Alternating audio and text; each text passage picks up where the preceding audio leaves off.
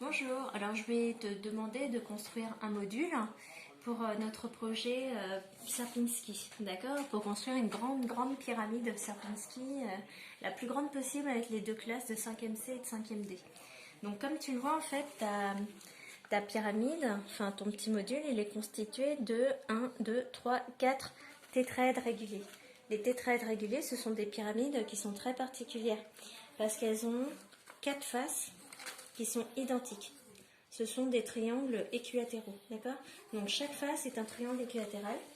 Et moi, je vais t'apprendre à le faire en origami. Donc j'ai trouvé une méthode qui est rapide, d'accord, pour le faire. Donc la voici. Donc tu prends une vieille feuille de papier que tu n'utilises plus. Et ensuite tu la replies. D'abord en deux et encore en deux. Ensuite, tu prends ce bord-là et il va revenir sur cette ligne-là. D'accord? Donc ce sommet-là doit revenir sur cette ligne-là.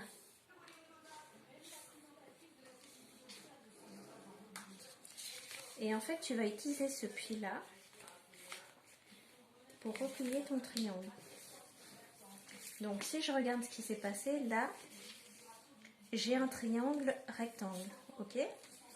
Et ici, je vois qu'à l'intérieur, j'ai un triangle équilatéral.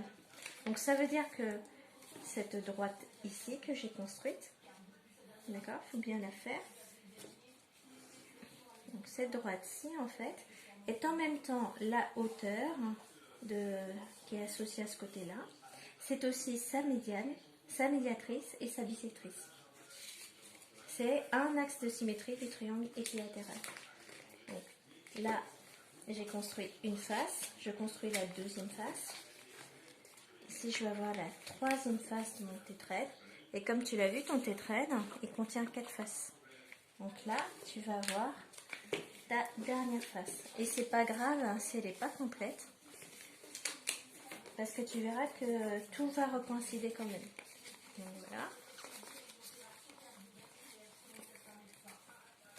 Donc maintenant, je repars de mon triangle rectangle.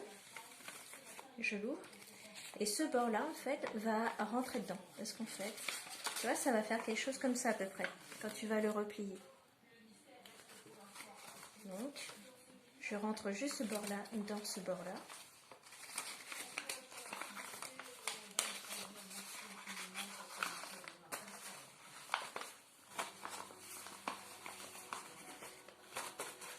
Je tape un peu.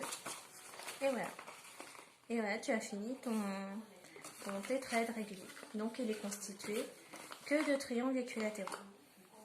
Et ce que tu dois faire, c'est assembler tes 4 tétraèdres réguliers pour constituer un petit module de Sierpinski.